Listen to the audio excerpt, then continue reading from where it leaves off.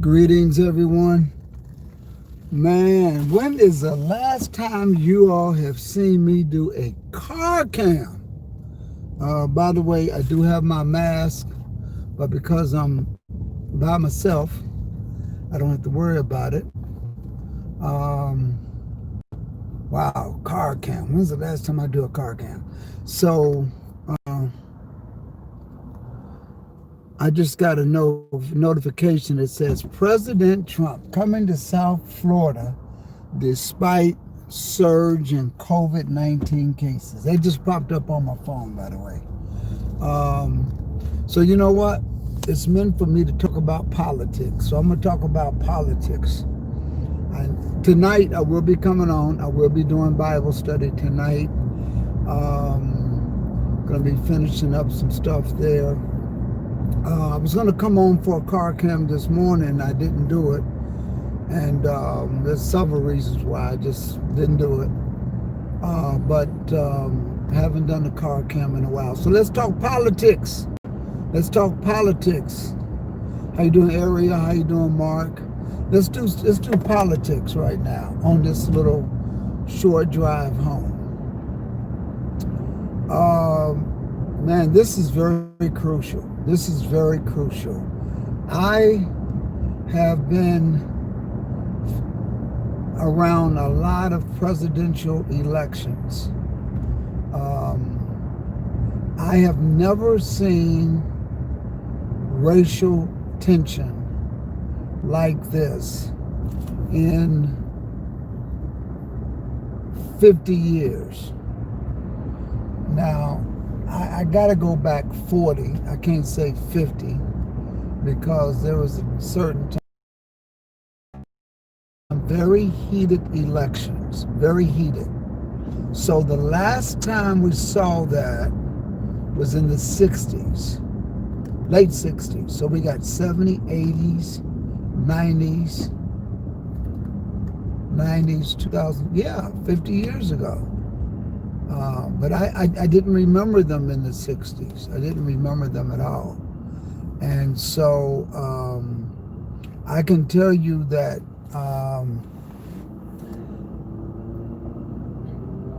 it's been 50 years this has happened. You know, history repeats itself.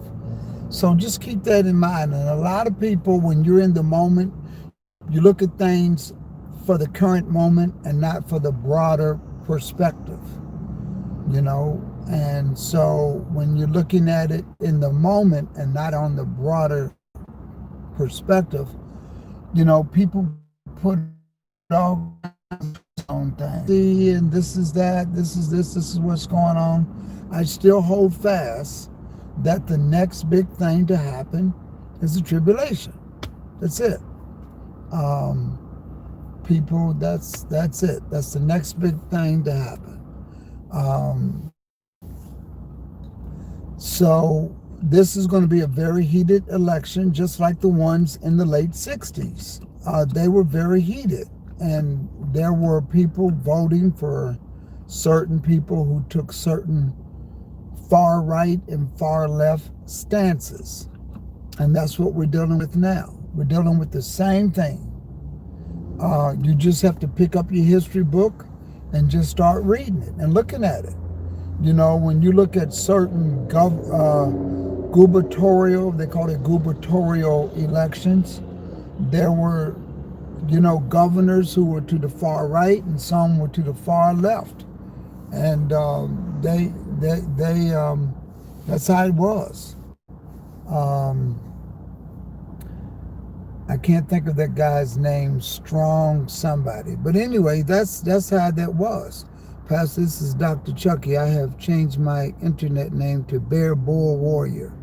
Okay, Dr. Chucky, how you doing? All of you all are here. Don't forget I'll be on tonight around 8 o'clock, 8:30, just for an hour and a half or so tonight. And then I'm going to be guest on another channel. We're going to be chopping it up a little bit regarding these statues and stuff like that. How you doing, brother? Yeah, strong Thurman. Yeah, strong Thurman. Yeah, that's it. Brother Galvin, you know what I'm talking about. See, those were some elections. They were very racially, high racially, a lot of tension during that time, just like it is today. So there's nothing new under the sun. The thing is that you got the internet now, and you got the fear tactic or the vehicle to bring about fear is a lot larger, but the population is larger, but it's a lot larger. So everybody's got a YouTube channel, and everybody's, they got a scripture and a verse, and everybody's cherry picking scriptures, and this is what this is, and this is what that is. It's the 400-year doctrine. I mean, check this out. If you were in the 1960s, okay? If you were in the 1960s, I can tell you right off the bat, to people in the 1960s, that was the 400-year anniversary. I kid you not. That was the 400-year anniversary to people in the 1960s. Because, and let me tell you why.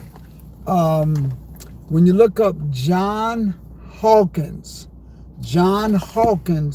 in 1562, he took the first slaves right out and brought them to America. Now, a lot of people keep saying 1619, but check it out.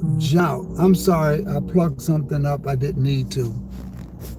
But check that out. John Hawkins in 1562 on the ship purchased and brought England into the slave trade. So when you got 400 years later, that would have taken you to the 1960s. And then you had the Jim Crow laws, and you had all of that. To a lot of people in the 60s, that was a 400-year anniversary. It's time to go. It's time to get out of here. It's time to go. We've been free. The civil rights law was signed. Okay? And people now can drink equally from all the Jim Crow laws just went away. And to a lot of people, that was freedom. That was freedom. And I understand when people go 1619, 2019, I understand that. But let me tell you, this is not the first time you get everybody jumping on the 400-year bandwagon at all. I can tell you that the next big thing to happen is going to be beyond a shadow of a doubt, is the tribulation. Now, are we ahead of some very challenging times? I would tell you yes. Politically, I would brace yourself. Politically, socially, whenever, like in the 60s, let me go back to the 60s. In the 60s, just like you have today, the younger generation started a movement. And that movement led to the Civil Rights Act being signed. And that was the younger generation that did that. And that younger generation was composed of people from a wide variety of ethnic backgrounds. Okay? And that's the way that was. A wide variety of ethnic backgrounds, just like it is today. In the BLM movement. So when you see that and everybody's joining in, politicians see votes. That's all they see. They see votes. They don't see anything else. They see votes, and they will go with the trend. When I was teaching public policy, I had shared with the class who are lawmakers. And of course, everybody says, well, the politicians, the policy makers are the lawmakers. And I said, what about activist groups? Are they lawmakers? And they says, no, they have no power. And then I said, what about the media? And they said, no, the media is just the media. But then I went and showed them historically how activist groups, as well as the media, are considered as lawmakers because they can persuade the politicians. They can persuade them. And today, politicians are being swayed by these activist movements, and they're being persuaded by them. And they're not going to, this is not going away. This is going to be around for a while. And there's going to be casualty in war. Casualty is going to happen in war. It's just the way things are. It's just the way things happen. It always has been. It always will be. And that's historically. I saw somebody on YouTube. I can't even think who it is. It's not important. But let me say, they got on YouTube and they say, prophetic vision. Prophetic. This was a week ago, by the way. Prophetic vision. The coronavirus is coming back double. It said prophetic vision. The coronavirus is coming back. And it was a week ago. I mean, directly a week ago. I looked at it and I laughed. I can't believe. And then to see where, so the person got on there and they says, I just wanted to share with you all a dream that I had. And I was like in a trance, and I was, they go through all this dramatic stuff. Okay. Those of you that follow this channel, I said a month ago, I'm not a prophet, but there's going to be a second wave, and it's going to be worse. It's going to be devastating. And I told you why. Because that's what happened with the Spanish flu. It's historical. Even last night, I showed you some of the pictures where people had on masks in 1920. They had their mask on, and it was in 1918 or 1920, because every 100 years there is a pandemic. Every 100 years there was a bubonic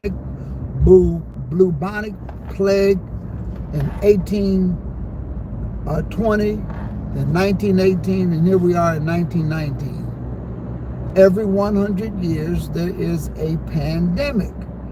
And in the 1900s, during the Spanish flu, everybody had protested because they couldn't take things being closed, like today. And when they reopened, like they did today, and like they're doing now, the Spanish flu went to a whole different level, like the coronavirus is now. You don't have to be a prophet, just read. Human nature is human nature. That's it. It doesn't take, you don't have to be a prophet or a prophetess to know that if you take a match and throw it on liquid gasoline, it's going to go up in fire. That's it. So here's the issue. Now everybody, like I said, they're not reading the scriptures, because the Bible tells you in Matthew there's going to be wars, rumors of wars, pestilence, and all of this. It's going to happen. Okay. Then you got people who, again, they don't read, and they give, oh, this came from the CIA, oh, this came from the military, oh, this came from Russia. Listen, brothers and sisters, let me explain something to you. There's only one source that can shut down the world like this and give him the credit, give the Most High the credit. And but one source that can do this, and that's the Most High. That's the God of Abraham, Isaac, and Jacob. Nobody else can do this. There's only one source in which this plague has come from. And it's come from heaven itself. That's where this plague came from. And when is it going to go away? When the Lord says it's going to go away. That's it. That's it. You know, several months ago, it was the 5G. Y'all remember that? About maybe 5 weeks ago. Now, you don't hear that talk no more. 5 weeks ago, oh, this is was caused by the 5G network. And they're throwing up towers and, you know, it just goes on. Listen, fear sells. That's what it does. It sells. Okay? That's what it does. One of the things I've been doing nightly is coming on nightly and bringing you some material from the scriptures, because watching news is a joke. It's an absolute joke. If you turn to Fox News, the glass is half empty. It's half full. If you go to CNN, it's half empty. It's at the same level, okay? It could be right here. It could be right there at the same mark. But CNN, and I literally got this water halfway full. And Fox News would say it's half full. Everything's okay. It's getting better. CNN would take it and say, oh, it's half empty. It's half empty. The sky's falling. And then when you watch Fox News, oh, things are getting better. We're almost at the top. Let me tell you something. It's a joke, but it takes age and experience. And I'm not telling on my age, but I'm just saying it takes experience to start weeding through all of this and laughing at it. It gets comical. It really does. It gets really comical. I watched, so when they had the rally when Trump had his rally, on Fox News, they zoomed way in. I mean, they zoomed way in. Oh, this is very good crowds. They didn't expect this many people to come, and the crowds are wearing masks and people, and of course they zoomed in on a crowd of people that was wearing masks. They zoomed in on them and said there's people wearing masks. There's this campaign is very peaceful, and it's just something to see amid COVID-19. Then when you switch over to CNN on the same event, they zoom way out. And they zoom in another group of people who don't have no mask on, maybe one or two in there. Can you believe it? There's hardly no one there. Why did they have this campaign rally? And there are people there that have no mask on, no mask. And I'm sitting there and I'm just laughing because it's the bottle that has the same mark effect, where somebody sees it as half full and somebody else sees it as half empty. That's exactly what it is. So what do you say, Pastor Johnson? I have no confidence in this political system. None. And when I tell you none, zero at all, period. And it's ridiculous. Now, here's the other thing. So now everybody wants reform. Let me tell you what reform, and I'm laughing at that because they said, we're going to pass a policy. We're going to pass a policy that there's no more chokeholds. Did you know, people, that it has always been a policy in police academies that they stop doing the chokehold? It's been a policy. You don't do it. It's a policy already on the books, already on the records. So what they've did, they have taken the policy, and instead of enforcing the policy and disciplining people on the policy, they've grabbed the same policy, gave it to the politicians so quickly. And why so quickly? Because it already existed. And they said, this is police reform. We're going to pass a law. Before it was a policy.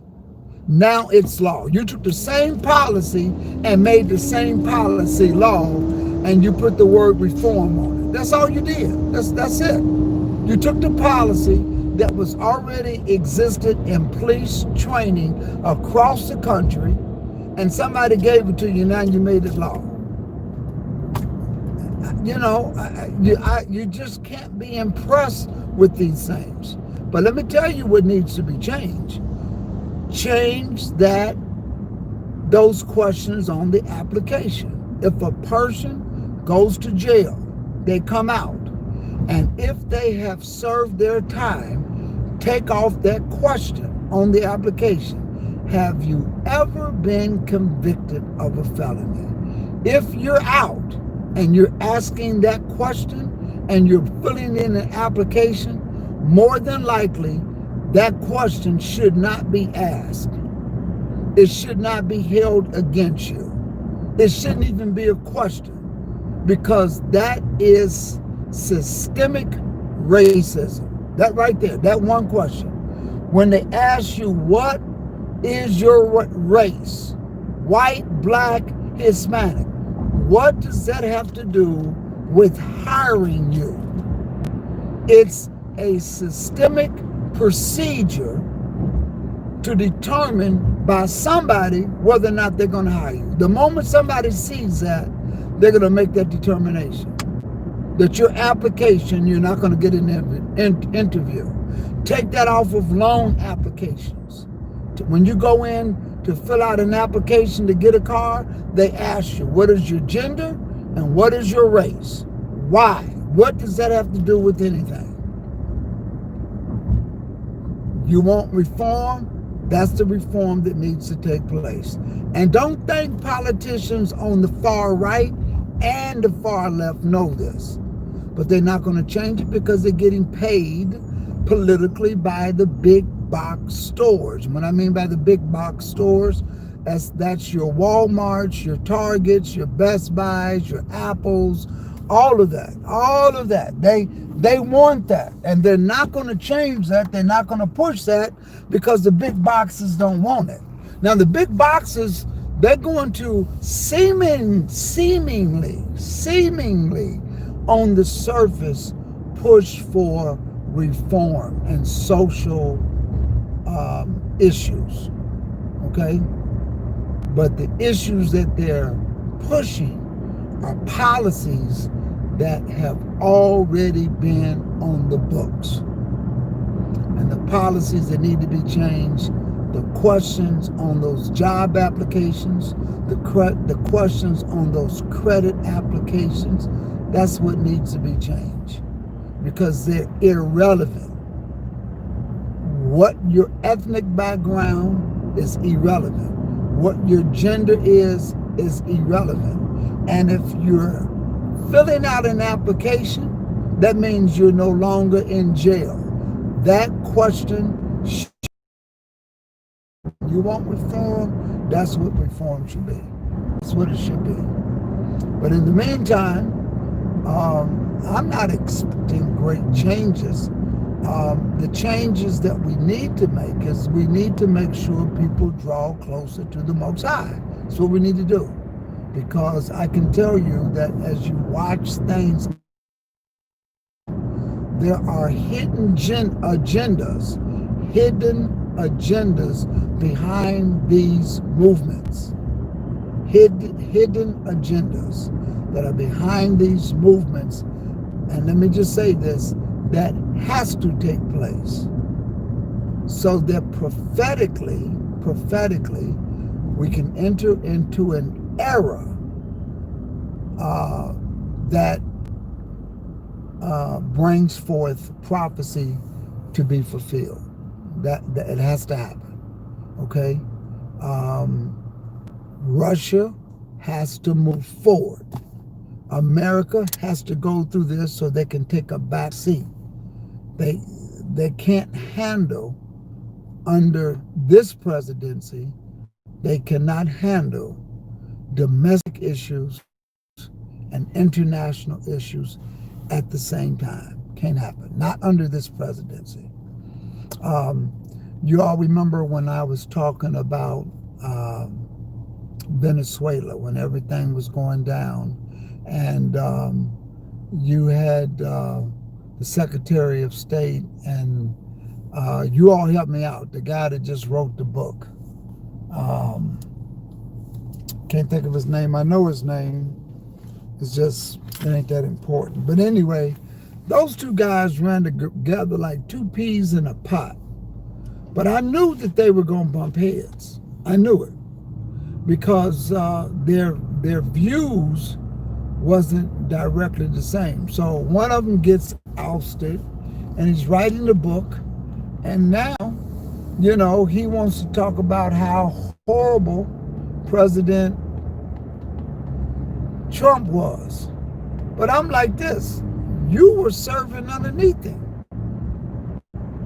You were serving underneath him. So you're part of the same problem. And when Russia stood up and said, guess what? This President Maduro, he's not going anywhere. He's going to stay right here in office. And Guaido, who you all said is the president, he's not the president. He's not the president. Maduro's the president. And that's what Russia, China, and Turkey said. The three allies, who is going to be the army that the Almighty uses in Zechariah the 14th chapter. It's you can just watch the news and watch Bible prophecy unfold if you know what you're looking at. You can just watch it unfold right before your eyes. You can look at it and you can call the chess pieces on the board that's getting ready to be moved. You can just call it right there off the bat. You can just see it. And you can just sit there and not because you're a prophet, because you can read it. You can read it. But then somebody will say, oh, the Lord showed me a week ago after something happens. I can't believe, I got to get back on that. A week ago, I just saw it. It was posted a week ago. I had a dream that the coronavirus was going to come back double. And it's you can tell it's one of these people that just wants to get the YouTube notoriety. It's just amazing. It's amazing. But you didn't have to be a rocket scientist to figure that out. You really didn't. You didn't even have to get a dream and a vision. All you had to do is look at what happens in the past. And that's why I said back then, I'm not a prophet. But I'm telling you, this thing's coming back with a vengeance. And I made specifically certain that I did not say, the Lord showed me and I'm a prophet. No. You just read history and you can sit back and know what's getting ready to take place. Now, I will tell you this, you're not going to have as many deaths that you had during the Spanish flu. You had 675,000 people that died in the United States alone.